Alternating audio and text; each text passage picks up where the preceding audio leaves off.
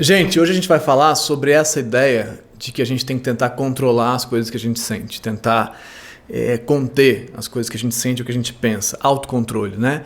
Eu escuto muito isso, muito. É muito louco a quantidade de vezes por dia que eu escuto a seguinte frase: eu tentei me controlar, mas não consegui. Eu tenho que tentar me controlar, mas eu não consigo me controlar, é um inferno. Eu detesto que eu não consigo me controlar. Eu já fiz alguns vídeos falando sobre isso, mas parece que não funciona assim, porque as pessoas não se convencem de que não faz sentido isso. Então hoje eu vou falar por pedacinhos, assim, separar em argumentos por que eu vou dizer que não faz sentido a ideia de se autocontrolar, de controlar o que você pensa, o que você sente.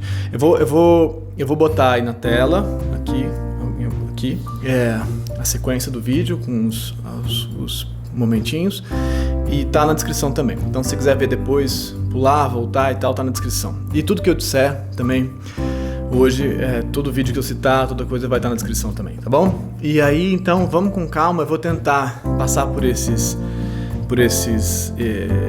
todos esses pontos conceituais assim, para ver se eles ficam claros, também para você poder voltar para eles depois. É claro que eu não vou conseguir esgotar o troço, eu vou só tratar de algumas questões que eu acho que são mais importantes para conseguir entender. E depois, no final, se você chegar até o final, eu vou assim tentar te propor o que seria uma saída que eu acho que faz mais sentido. Então, se você quiser pular tudo isso e ir pro final, aí no final tá aí conclusão ou alguma coisa assim, que eu acho que faz mais sentido, algum título que eu tenho inventado que é o último. Tá bom? Então vamos lá, vamos começar. A primeira coisa que eu assim, quero propor para vocês é o que é uma espécie de hipótese cognitiva, assim, né? E aí, nisso que eu vou falar agora, não tem nenhuma crítica real a quem trabalha com o lance cognitivo, assim. Eu acho que às vezes funciona, às vezes não funciona, como tudo também, né? Acho que psicanálise às vezes funciona, às vezes não. A autoescrita acho que às vezes funciona, às vezes não. Como tudo, mas eu vou explicar por que eu acho que nem sempre essa é a alternativa mais interessante. E aí vamos tentar entender o que é, muito por alto, a ideia da proposição cognitiva. É uma ideia de que você tem uma distorção de pensamentos assim que te fazem mal, os pensamentos, né? E aí você tem que tentar reorientar esses pensamentos para um caminho que eles façam menos mal para você. Então você vai treinar estratégias assim para você conseguir não repetir aquela estrutura de pensamento que te faz tão mal, que te deixa angustiado e tal e tal. E aí tem uma questão que se coloca aí já, que é assim: o pensamento gera uma sensação, um afeto, vamos dizer assim, em termos gerais. O afeto gera o pensamento. E, né, Tostines vende mais porque é fresquinho, ou é fresquinho porque vende mais e tal. Em certa medida, essas coisas se retroalimentam, mas a gente aqui, nesse campo aqui da autoescrita e da neuropsicanálise, entende que a consciência é uma decorrência das nossas necessidades afetivas, né? E aí você, para entender melhor isso que eu vou falar, é legal que você tenha visto o vídeo dos 7 afetos fundamentais. Se não tiver também, tudo bem, mas várias coisas eu vou me referir a isso. Mas então tá, então quando a gente fala de tentar se autocontrolar, a gente estaria pensando sobre duas coisas que a gente quer controlar. Uma são os pensamentos, né? Controlar os pensamentos, assim, eu quero não ficar pensando sobre esse negócio. Outra é controlar o que a gente sente, né? Eu não quero sentir esse negócio. E os pensamentos, vou dar um exemplo simples, assim, eu tenho aquele pensamento catastrófico, assim, né? Eu sempre acho que vai dar errado e tal, e, enfim, isso acontece sempre, né? Então eu vou de novo achar que o avião vai cair, que a pessoa não vai voltar, que alguma coisa de muito ruim vai acontecer. E não adianta você pensar, não, eu sei que não é assim, eu sei que a tendência é que o avião não caia, porque o avião caiu, um chinês lá, mas tem outros milhões de aviões que não caíram no ano passado e tal. Você pode explicar isso para a pessoa, mas ela realmente acha que o avião dela vai cair.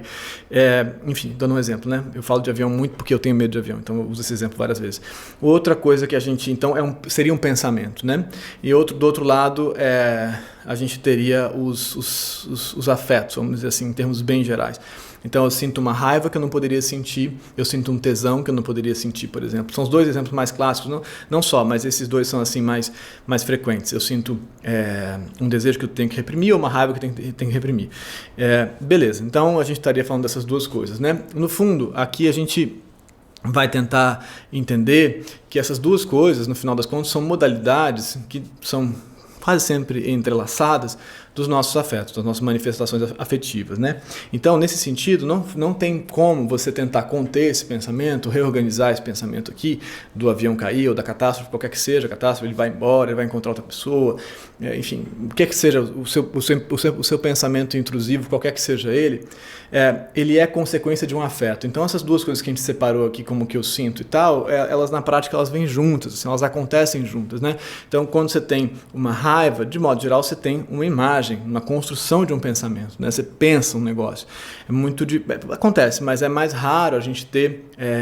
acontece, na verdade, mas é mais raro a gente ter, assim, uma sensação totalmente sem conteúdo.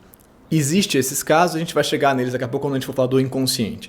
Mas, de modo geral, a gente pode pensar que esse afeto, essa raiva aqui, por exemplo, ela gera uma imagem. Assim como quando a gente está falando dessa imagem aqui da catástrofe, ela está ligada a um afeto que é o medo, né? Então, nesses dois casos, a gente estaria falando de necessidades afetivas fundamentais não satisfeitas. Isso é o básico para a gente entender. E isso vai voltar no argumento final, assim, né? Então, não adianta a gente tentar corrigir distorções de pensamento se a gente não entende quais são as necessidades afetivas não satisfeitas, sacou? Se você conseguir entender isso desse vídeo, já é o bastante para mim, assim, né? Então, não adianta a gente corrigir a consequência disso, a gente não consegue corrigir a causa. Mais ou menos isso que eu falo sempre, né? Então, isso é uma primeira coisa para você conseguir entender. Quando você faz um pensamento, você tem uma necessidade afetiva que você está montando em modelo de pensamento, você quer se proteger, você fez uma distorção disso, você está tentando se proteger de tudo. Isso tem a ver com o nosso último vídeo, eu acho que é sobre tag, né? Vou botar na descrição, é o último vídeo do canal. Por que você acha que tudo é uma ameaça, né? Então, aí tem que entender isso, tá? Tá ligado a um desamparo, uma coisa que eu falei lá no último vídeo. Mas você vai lá olhar com calma, você vai entender melhor. Mas então, enfim, isso aqui tá ligado a uma necessidade afetiva, não é uma coisa qualquer que acontece. Às vezes a gente tem um pouco de preguiça de querer entender, né? O que é esse pensamento, né? Mas enfim, tá bom, entendemos. E aqui a gente tem necessidades afetivas não satisfeitas, por exemplo, raiva ou desejo, vontade de transar com alguém. Por exemplo, alguém que você não poderia transar, ou alguém de um sexo que você não, enfim, transar se você é homem não pode ser gay, se mulher, enfim, não pode, essas coisas assim, por uma razão ou por outra, que vai desapontar alguém e tal. Então, de modo geral, aqui a gente tem um conflito entre necessidades afetivas fundamentais, né? Então, de um lado a raiva, de outro lado o vínculo. Então, eu não posso brigar com meu pai, porque senão eu perco o vínculo e fico ameaçado, ou eu não posso transar com outra pessoa, porque senão eu perco o meu casamento e fico ameaçado. Estou sendo simplista, mas então aqui você tem que entender isso. Isso quer dizer que você vai performar isso, fazer isso no mundo exatamente assim? Não quer dizer, mas se você não conseguir entender, você não vai conseguir lidar com isso, né?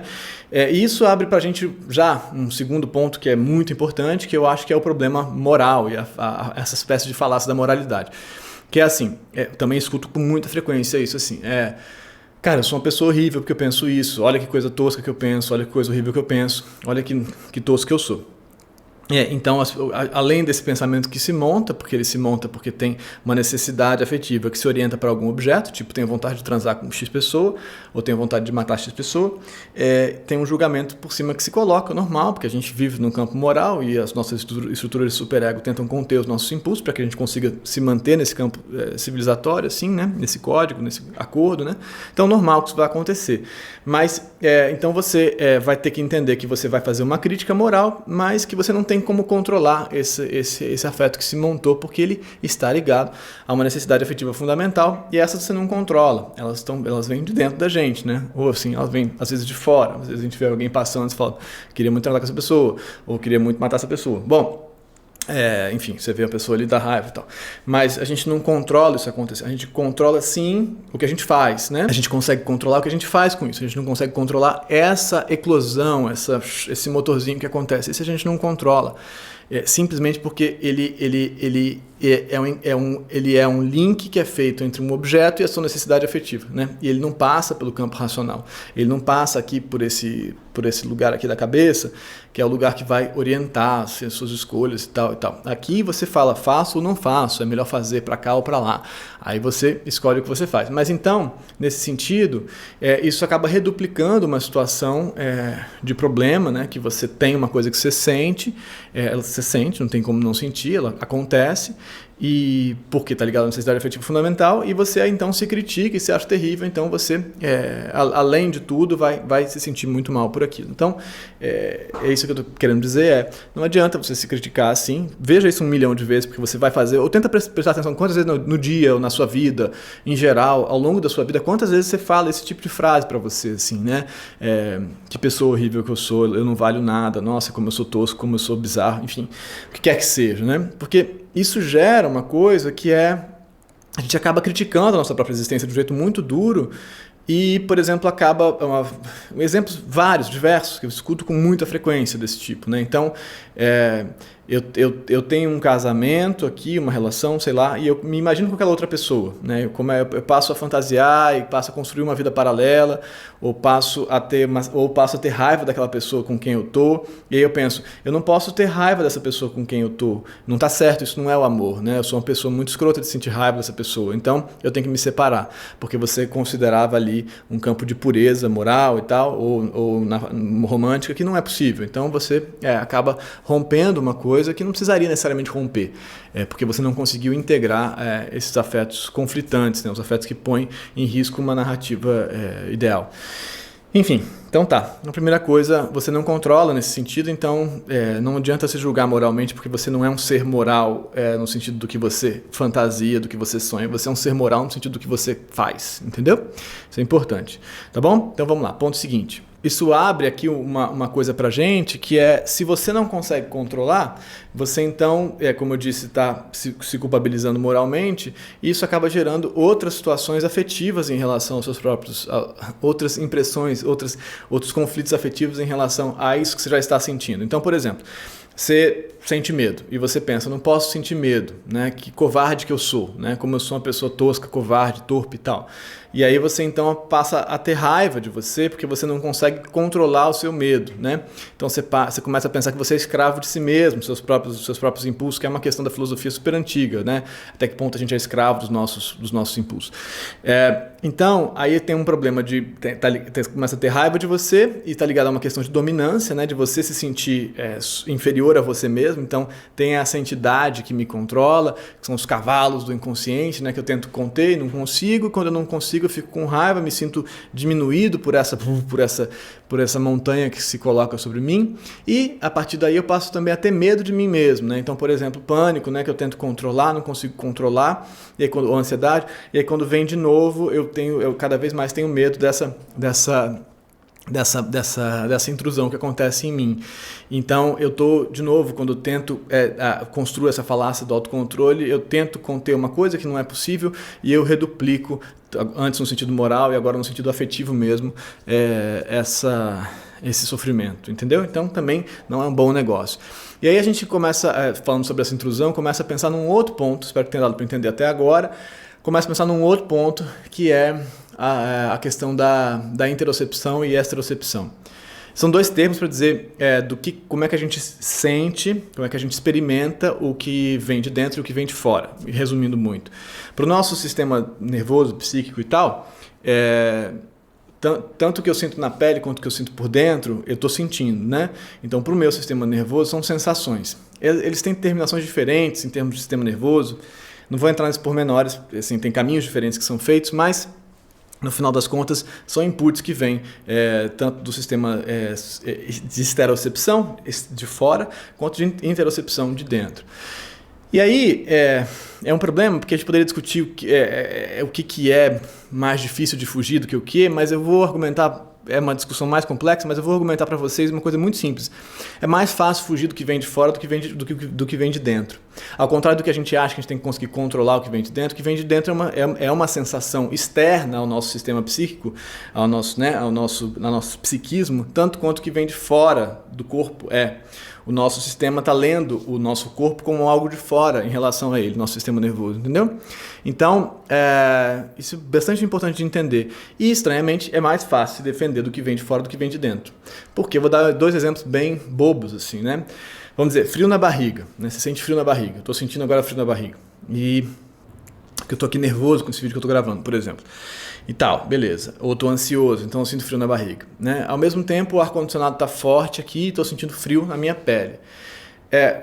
Qual dessas duas coisas que é mais fácil de resolver? Eu posso baixar o ar ou me agasalhar, mas como é que eu faço para resolver o frio na barriga? Não tem como fugir desse troço, né? Não tem como agasalhar meu frio na barriga, entendeu? Entende? Então é mais fácil se agasalhar a sua pele, né? Se proteger desse estímulo externo do que se agasalhar o seu nervosismo nesse sentido, né? A sua própria barriga. Vocês estão entendendo? Barriga também tem terminação, células do sistema nervoso e tudo mais, assim como a pele. Então, são inputs do mesmo jeito. Então, outro exemplo, igual, mas assim, aperto no peito, ligado às impressões de abandono, pânico e tal. Aperto no peito, você sente um aperto no peito, a impressão de que você vai morrer, né? Aí, aperto, né? Aperto, eu posso me sentir numa situação apertado no ônibus, no avião, no teatro, quando tinha essas coisas, enfim, tá voltando a ter. Mas, ou então com sapato apertado.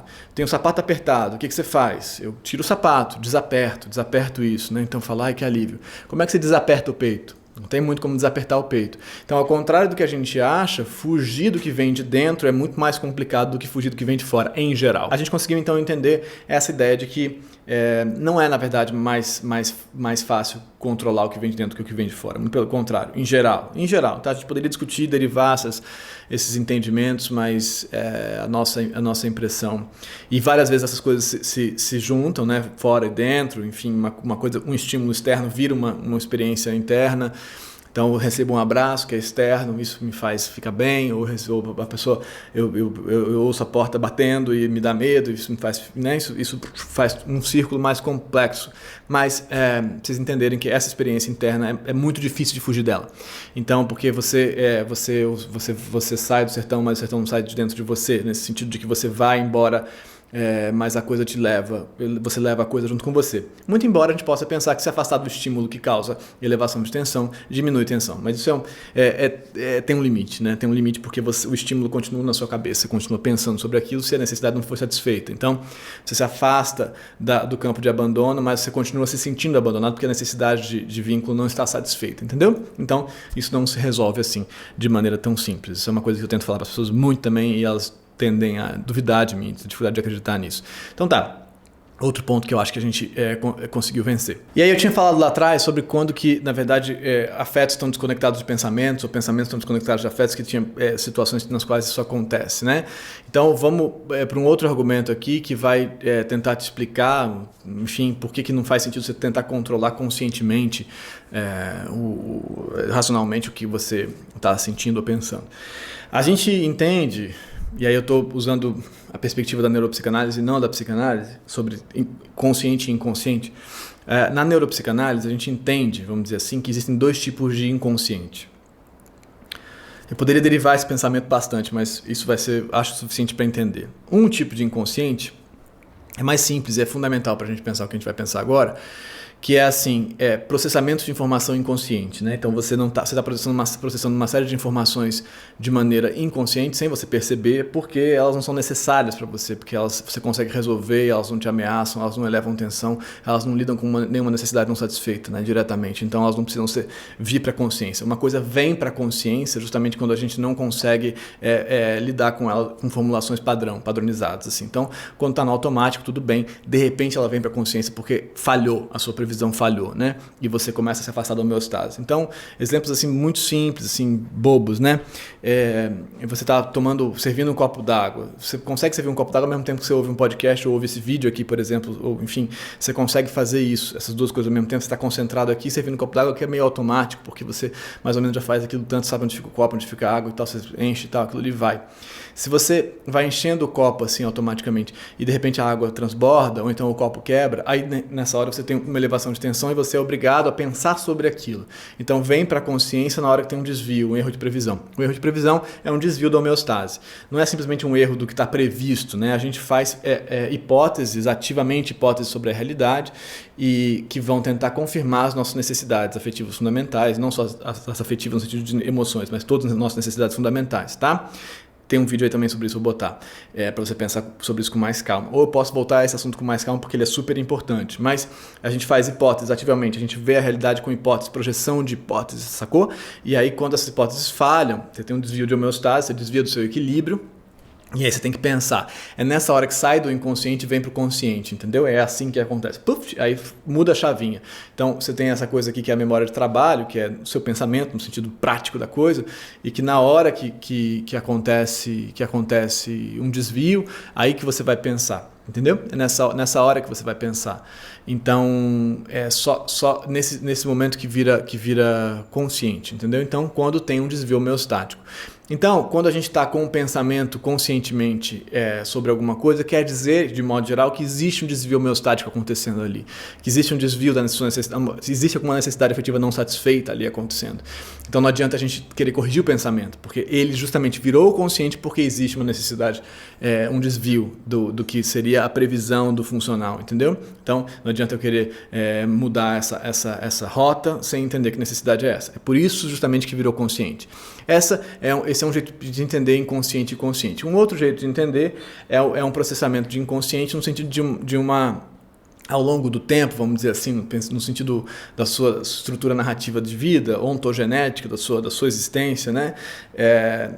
Vamos dizer assim, você automatiza algumas coisas, como essa da água, por exemplo, mas você automatiza algumas coisas, né? E algumas percepções afetivas você de fato automatiza, assim, né? Alguns aprendizados afetivos você automatizou. Então você automatizou o que te faz se sentir acolhido, por exemplo, como é que você lida com a necessidade de vínculo. Você automatizou isso porque era o melhor que você podia fazer, como eu já disse 1 milhão de vezes, o vídeo sobre repetição e tal, tá aí embaixo também. Então você fez uma automação, um automatismo, você construiu um aprendizado que ele virou automático. No momento que ele vira automático, você desconecta a representação, ou seja, o pensamento, concretamente, a imagem mental daquilo, com o afeto, né? Então você fala assim... Eu fiz uma desconexão, é assim que eu faço, eu automatizo, não tem mais referencial de pensamento. Então, quando eu sinto um desequilíbrio homeostático em relação a essa necessidade, tipo, me sinto abandonado, o que eu faço é que eu grito, né? É um reflexo, nesse sentido, é um reflexo. E aí, não tem assim o pensamento, eu vou gritar porque é assim tal coisa e tal, você grita, né? Acontece que você grita. Então, é um reflexo, né? Então, concretamente acontecendo aí nesse momento, né? Então, nesse sentido, o afeto e a representação, o afeto está acontecendo de maneira consciente, você está sentindo ele, então você se sente angustiado, você se sente com medo, mas você não tem representação do que está acontecendo e por quê. Você está só sentindo o que você está fazendo, você não sabe muito bem, entendeu? Então, nesses casos, várias vezes, tanto o que causou esse desequilíbrio homeostático quanto o que você está fazendo para tentar resolver esse desequilíbrio não viraram representação. Eles estão automatizados dentro de você. Você está só fazendo, sentindo o negócio e fazendo um negócio que não resolve. Só que você continua fazendo porque está automatizado, entendeu? Então você está brigando com uma coisa, repetindo uma coisa sem perceber e aquilo não está resolvendo o seu afeto e aí não tem conteúdo de representação. Você fala, por que você está sentindo isso? Por que você está sentindo pânico, por exemplo? Você não sabe, você está só sentindo aquele negócio, aquele aperto. Você não está conseguindo ver qual foi a coisa que causou aquilo e por que você está tendo aquela resposta específica. Você não consegue mais ver, ela está automatizada. E aí o trabalho nesses casos, ao contrário de tentar conter essas coisas, o trabalho nesses casos é tentar entender o que foi que está acontecendo, o que é que está acontecendo, por que você está fazendo essa resposta. Então entender tanto o que está causando isso agora, quanto onde que você automatizou essa resposta que você automatizou para isso que não está funcionando, entendeu? Então, por exemplo, eu preciso de vínculo, mas eu me fecho porque eu tenho medo de ser abandonado. Então não funciona, só aumenta a tensão, mas você continua fazendo. Você não pensa por que você está fazendo, você nem percebe que você está sofrendo com abandono, você faz de novo, né? Você sente uma elevação de tensão e se fecha. E quando você se fecha, você sente mais elevação de tensão, entendeu? Então, nesse caso, é um outro tipo de inconsciente. Né? Não é um inconsciente que não precisa ser processado porque está no automatismo, é um inconsciente que foi erroneamente automatizado. Né? Você automatizou de maneira infeliz, vamos dizer assim. Você fez um aprendizado de adaptação estúpido, assim, infantil, que você manteve na vida. A gente, todo mundo faz esses troços, normal, acontece. Mas nesses casos, a gente não tem que negar, ou tentar controlar, ou tentar conter. A gente tem que tentar entender tanto qual aprendizado foi, né, que está acontecendo, quanto o que está causando esse retorno a esse aprendizado na neurose atual, vamos dizer assim, né? O que tem na atualidade que está rolando, que está fazendo você repetir um aprendizado que não funciona. Me diz aí se deu para entender, essa talvez, uma repetição talvez seja um vídeo legal para você ver, vou botar embaixo também. Mas isso é muito importante de entender, tá bom? Essa parte, porque que não adianta também fazer isso, beleza? Aí a gente vai pensar um pouquinho sobre a meditação, rapidamente aqui. Se funciona ou não funciona, e qual que é a relação da meditação, que às vezes a gente confunde com procedimentos de atuação, de controle cognitivo do pensamento. A meditação, quem é meditador aí pode falar melhor que eu já meditei bastante, enfim, mas não sou um meditador, assim, no sentido, né, da coisa. A meditação, de modo geral, ela não propõe que você controle seus pensamentos, né? Ela não propõe isso, então é importante perceber. Meditação propõe que, de alguma maneira, de um modo muito geral, você aceite os seus pensamentos, você consiga percebê-los sem tentar contê-los ou julgá-los, né? Que exatamente essas duas coisas que a gente falou até aqui. Então, você não tenta conter nem julgar, você tenta ver que eles acontecem e deixa eles passarem. De modo geral, aí tem duas coisas que vão acontecer na meditação que são super importantes, de alguma forma. Uma, e essa... Bom, vou falar sobre essa, que é assim, você tem estratégias de mudar o foco. Então você se concentra na sua respiração, às vezes, né? Você vai contar a respiração, ou você vai ouvir o som da sua respiração, né? Se concentrar em respirar, uma respiração ativa, tem diversas, né? Vários tipos. Ou uma sequência de movimentos, como por exemplo na yoga, né?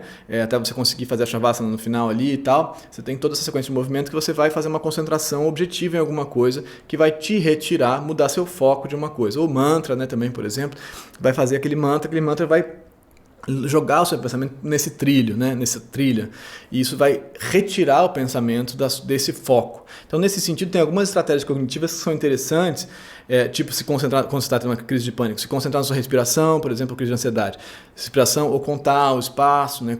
Quantas pessoas tem aqui, fazer contagens, percepção de concretude do espaço, são interessantes. Mas nesse caso, veja só, você não está tentando não pensar em alguma coisa. Quando você tenta não pensar em alguma coisa, você já está pensando nessa coisa, necessariamente, né? Não pensa nisso, você pensou nisso.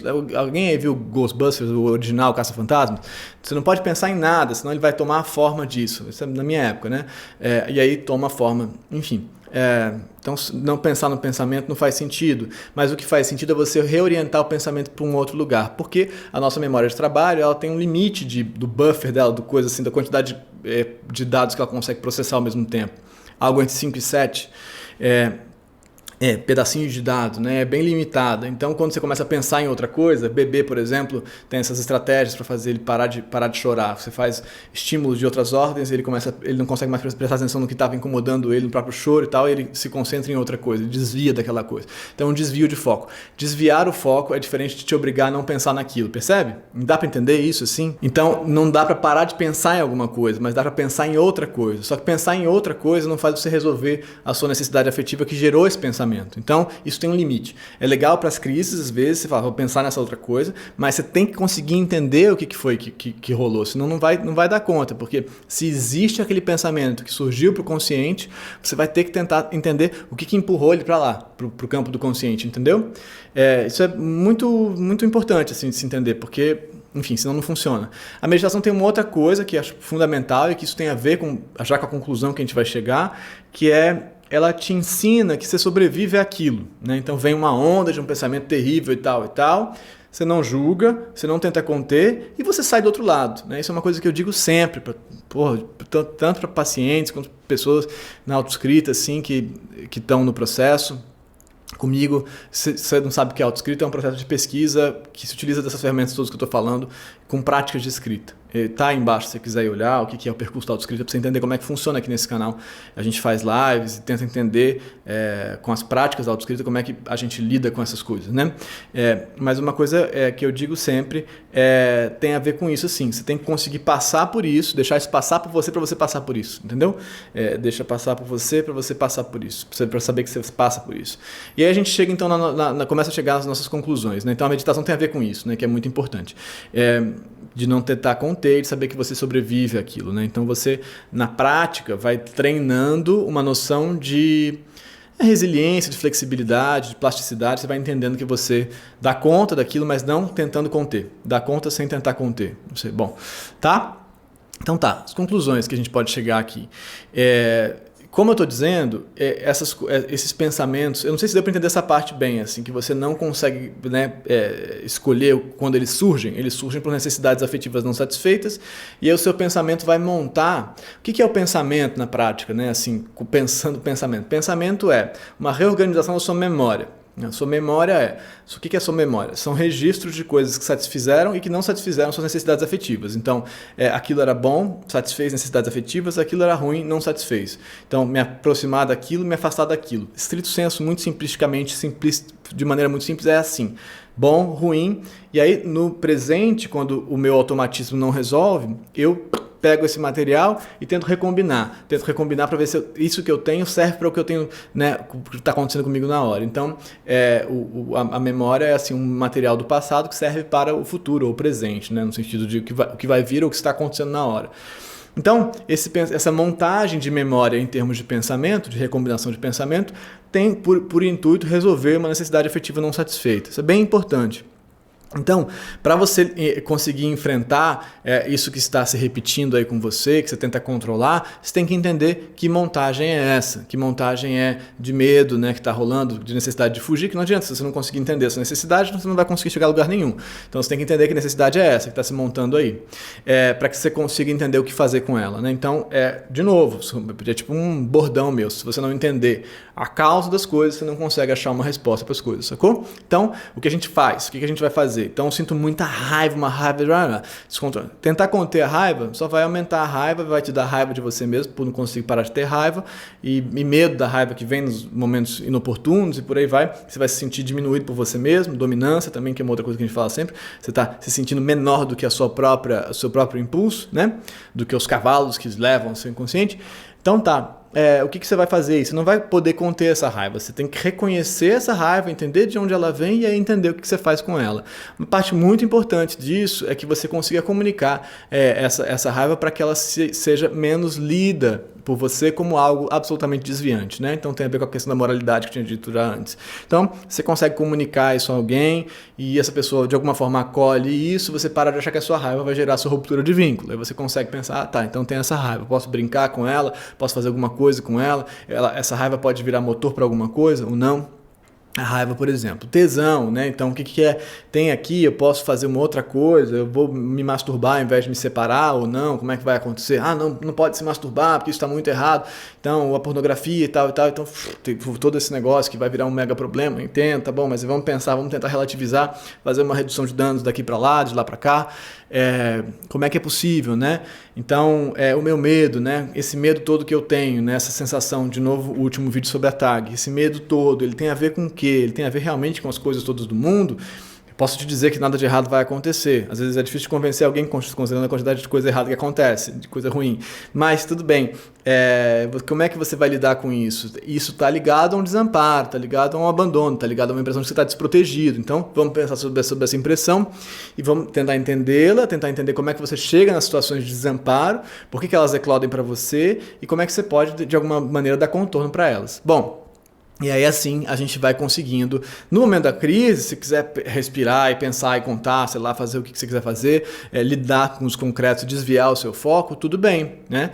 Não tente fazer o esforço para controlar. Se você tentar controlar e não conseguir controlar, só vai piorar a situação. Então são essas estratégias. No momento da crise, deixa passar, tenta perceber aquilo e talvez no desespero do desespero usar alguma estratégia dessas cognitivas de respiração, ou sei lá, tem várias, não sou eu que vou te explicar isso, mas isso não vai resolver, né? Então você tem que tentar voltar e entender e acolher esse seu desvio ao invés de tentar conter. Beleza, gente? Me diz aí se deu para entender, era basicamente isso, a gente se vê se tudo der certo semana que vem, e vou parar de falar e vai aparecer aqui a autoescrita.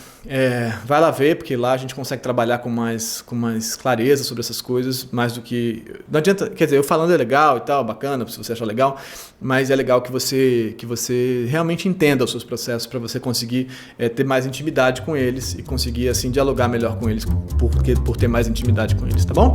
Tchau, gente. Obrigado. Até semana que vem. Tchau.